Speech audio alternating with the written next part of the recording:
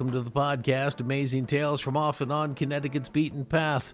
I'm your host, Mike Allen. Have you ever heard of the Green Mountain Boys? Well, they started off as kind of a vigilante group and then turned into a respected military force back in the 1700s in what is today the state of Vermont.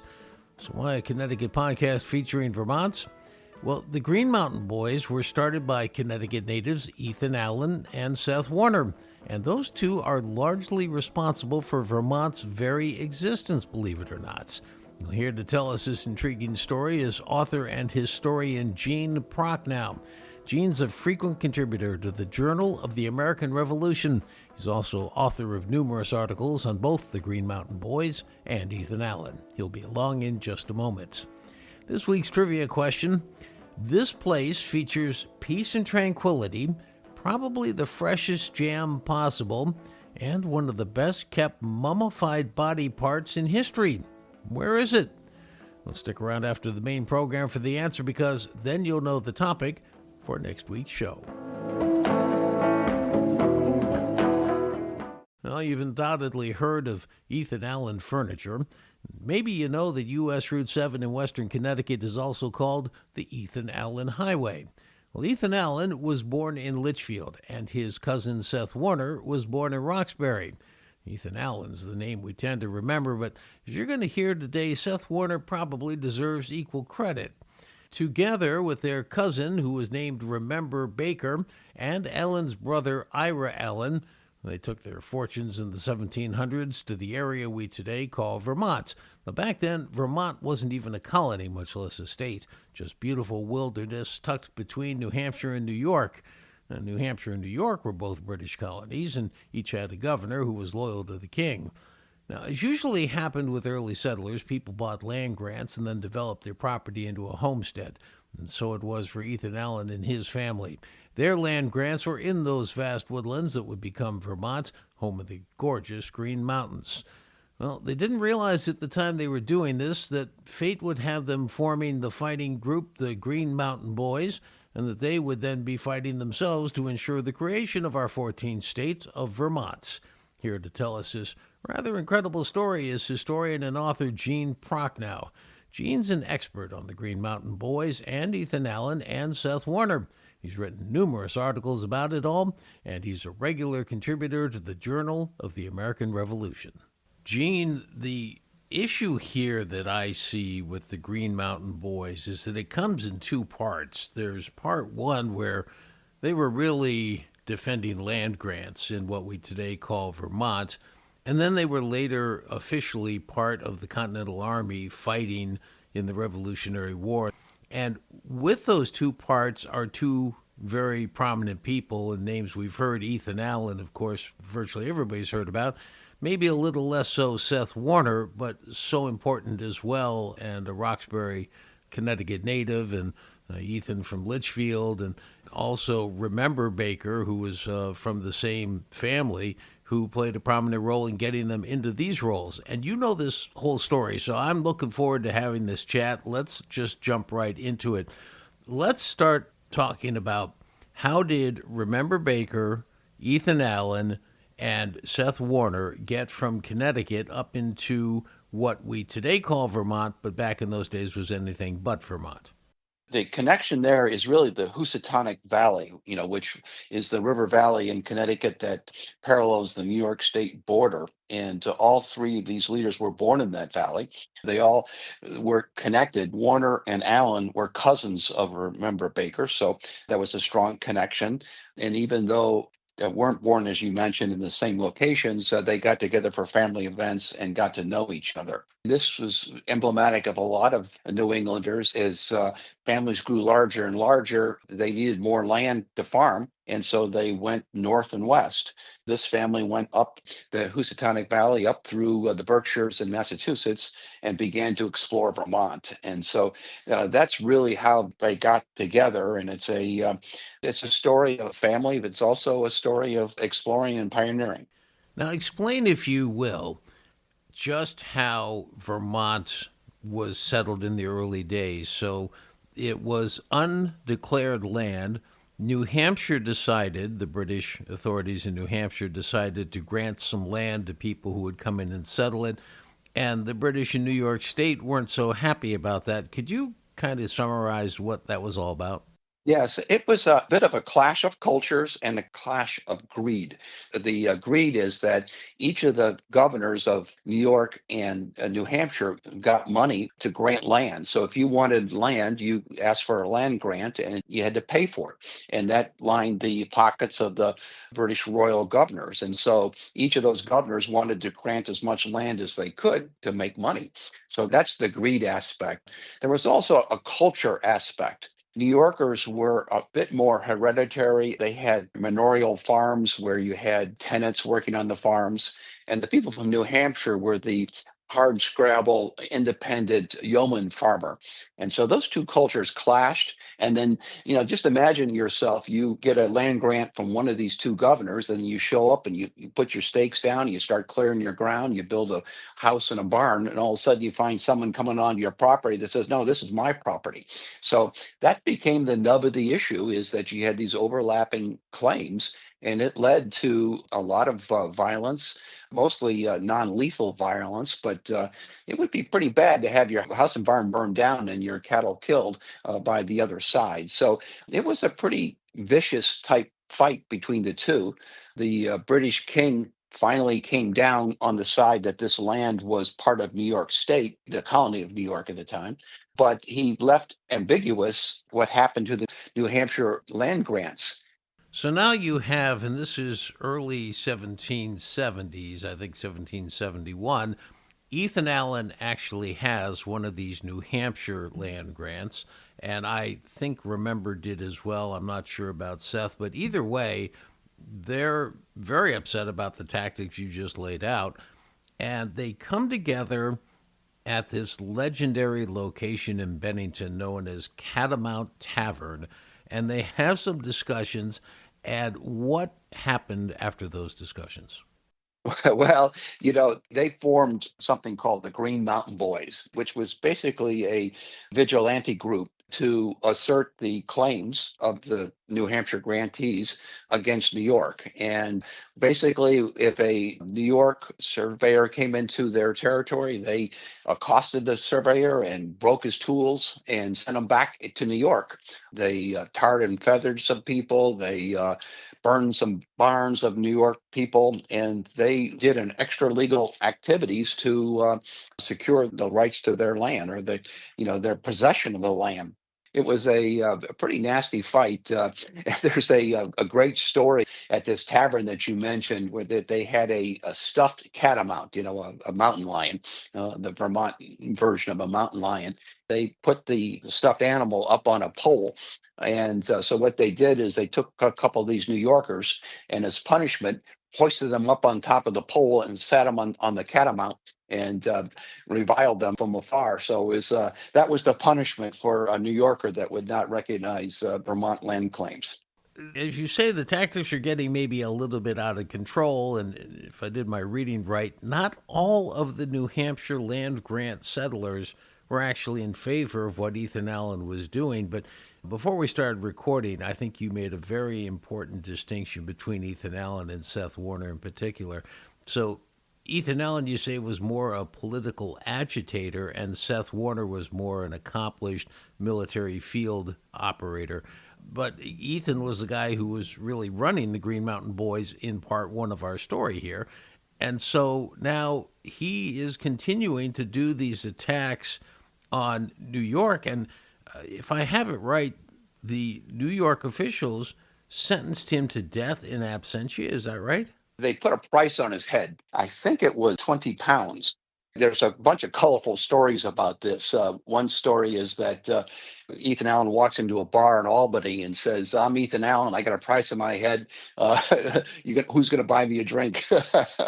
So, and he brazenly walked out. So, whether that's 100% true or not, I don't know. But what is definitely true is that Ethan Allen said, "Okay, you put a price on my head. I'm going to put a price on the governor's head." So they put a price on the governor's head of 15 pounds because he said he wasn't worth as much as me. I love it. Now, So let's fast forward to 1775, and now we've had these, I guess you call them skirmishes or provocations to keep the New Hampshire land grants with these settlers. And now the Revolutionary War is starting to really take shape. So you've had Lexington and Concord, and and things are really bubbling up. And what happens, and this puts Ethan Allen into the limelight militarily speaking, and I think this is what most people think about him, and they think of him as this military genius because he was there at Fort Ticonderoga. But when you read the history there, it's not like they had a lot of resistance from the British when they went in, right? With Benedict Arnold and crew. There was a lone sentry. The lone sentry tried to fire his gun and it misfired. There was a flash in the pan, so to speak. So they just kind of walked in the open gate then and captured about 30 British soldiers that were sleeping. So the British had no knowledge of Lexington and Concord. They did not think that there was going to be any trouble, and therefore they were not really on guard. It wasn't a battle at all. It was a pretty intrepid thing to do, and it was a pretty brave thing to do because they didn't know that when you start off. You didn't know there was only one guard. You also were attacking the king, which would be hanging in a fence, being hung, drawn, and quartered. So it was a courageous thing to do, but it wasn't particularly a military feat of any kind. Then they got into the stores of the fort and drank all the liquor. So that was a pretty good end to that battle. Ethan Allen and Seth Warner and Remember Baker and the Green Mountain Boys were pretty sharp characters. They knew the geopolitical situation. They realized that the king wasn't going to recognize their land ownership. And so they said, well, let's try the Continental Congress. They took Ticonderoga, I believe, as evidence of their patriotism and support of the Continental Congress in hopes the Continental Congress would in turn recognize their land grants. There was definitely some self-interest associated with their activities here. Well, and you point out absolutely accurately, they went down to Philadelphia, they met with the Continental Congress, they wanted their land grants approved, and they also wanted the Green Mountain Boys to become an official paid portion of the Continental Army, correct? What happened there? Yes, all of the regiments of the Continental Army were state oriented. So, Massachusetts had to raise so many troops, Connecticut had to raise so many troops, and so on for all 13 colonies. However, what they did is they volunteered the Green Mountain Boys as kind of Congress's own regiment. It wasn't associated with the state. But Congress kind of loosely aligned it with New York, but it was under Congress's jurisdiction. Congress said, yes, we'd love to have your support because this aura of might that the Green Mountain Boys had created before the war had carried over. And so they thought they'd be a great fighting unit. They said, you can pick your own officers. They voted, and Ethan Allen says, I'm going to be a shoe-in for this. He's going to be the leader. In fact, he wasn't. By a vote of 41-5, they voted Seth Warner as the regimental commander and just shocked the heck out of Ethan Allen. In fact, they voted as a Lieutenant Ira Allen, one of Ethan Allen's brother, the younger brother. The Green Mountain Boys recognized Warner was the much better military leader. And just a quick footnote on Ira for those who love trivia. He ended up being the founder of the University of Vermont later on. So, did this create, as I suspect it did, a bit of a schism between Ethan Allen and Seth Warner, or was it just, Ethan took it in stride and went a separate way? A bit of both. Yeah, Ethan did go a separate way. He ends up becoming an unofficial ambassador to Canada. He went up to Canada trying to recruit Canadians to the American cause. He amassed a group of 60 to 100 people in that effort. Yeah, he made a uninformed assault on Montreal. He thought he could do the same thing to Montreal that he did to Fort Ticonderoga. Unfortunately, the British were waiting for him, and he attacked Montreal and was captured. It wasn't much of a fight. A lot of his Canadians decided they weren't going to fight too hard, so they laid down their arms, and basically it was Ethan and a few people. And the British were just excited to have Ethan captured because of his fame as being the conqueror of Fort Ticonderoga, America's Gibraltar. So they put him in chains and sent him back to England. He stayed there in jail, if I have it right, for 3 years before he was released in a prisoner swap.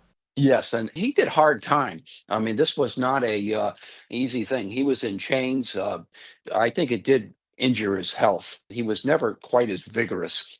It's interesting. On his way back to the United States after that 3 years, he stopped in Cork, Ireland, and he was a folk hero. Now, while he was incarcerated, Seth Warner is making his name on the battlefield. And while this is, mainly Vermont geography we're going to be talking about, so probably for a Connecticut podcast, don't want to go into too much detail, but there's some things that need to be pointed out here. And he was, starting with Montreal, there were some issues there, and involved was a great British Major General Guy Carleton, and Seth Warner and his troops, he managed to direct them quite bravely, courageously, and strategically during this fight, right? Yes, he fought the Battle of Longueuil, which was a American victory, one of the few we had in Canada. He also, when the Americans retreated, he led the rear guard action very, very effectively.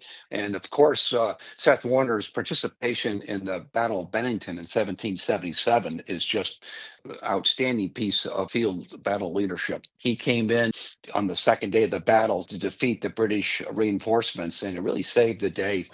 I think Seth Warner deserves more credit for his military prowess than he gets. And unfortunately, Ethan Allen is just so much of a folk hero. So much of the limelight goes to him, and a lot of that should go to Seth Warner. And just to go back to the Battle of Bennington for a moment, because this is one of these aspects that you can look back historically after these battles are fought and understand certain things that maybe weren't understood at the moment, which was namely that because Seth Warner was so successful, I mean, there were 200 British deaths, 700 soldiers captured, and this meant that in the subsequent Battle of Saratoga, which was such a critical part in the Revolutionary War, the victory there by the Americans allowed the French to give their blessing to this effort, and then the French came in, and the rest, of course, is history. But it was because of that Battle of Bennington where Seth Warner made such an impact that the British forces were depleted for Saratoga, right? Absolutely. And also supplies. Rookies talk strategy and veterans talk logistics. And, the British needed oxen and horses to move their supplies from Canada down to Saratoga. And they were desperately in need of these animals for transportation. And they were at Bennington because that was the storehouse for the Continental Army. And so they were protecting that storehouse. It was a much bigger deal than people think, because if they would have gotten those animals, they could have reinforced their army and potentially would never had Saratoga victory. Seth Warner led a group of people that were not trained military folks. I mean, these were basically farmers, and they knew how to shoot, but they didn't know military drill, and they had no idea how to use cannon. But he was able to do that and defeat a very highly proficient, highly professional army. So it's a big feat. Now, one footnote, which isn't actually so much a footnote on Ethan Allen, is when he gets out of prison and he comes back, and like you say, he was celebrated in Ireland on the way back, and then he gets back and he's made technically, I think, a general in the Vermont militia, but he wasn't given anybody to command. It was just to give him a title. And he starts getting concerned that he doesn't think the Continental Congress is going to recognize Vermont as an independent territory or colony or state. And so he opens negotiations with his old buddies in Canada. Tell us that chapter of the story. It's called by historians the Haldeman negotiations. Frederick Haldeman was the governor of Canada at the time. The Canadians and Haldeman thought was that they could entice Vermont over to their side by saying, the Continental Congress isn't recognizing your land grants. We will. If you return to the British Empire and fight for us, we'll recognize your land grants and we'll protect you. Today, you might think, well, geez, that sounds like a pretty stupid thing, and that never happened. But back then, it would, because the British controlled Lake Champlain. And who controlled Lake Champlain? We controlled Vermont. And the British had the ships on Lake Champlain that would control that here. And the British would make forays with their soldiers all the way down to Fort Ticonderoga and Lake George regularly. So Vermont was really under siege by the British, and it was really controlled by the British. So it wasn't a harebrained idea. And these negotiations went on back and forth. They did it under cover of a prisoner swap, in which George Washington hated because he wanted to control the prisoner swaps. So that was against his wishes. And there's a lot of evidence that Allen really wanted to go back to the British Empire, but the British ended up not trusting Ethan Allen. So these things just stalled for a long time. And then once Yorktown happened, the negotiations basically stopped, and Vermont remained outside of British control. Well, Vermont was finally recognized as the nation's 14th state, but not until 1791. That was a full decade after the end of the Revolutionary War. Ethan Allen, well, he died at age 51 in Vermont. Seth Warner, well, he only lived to be 41. He was buried in his hometown of Roxbury. A monument there in the center of town marks his final resting spot.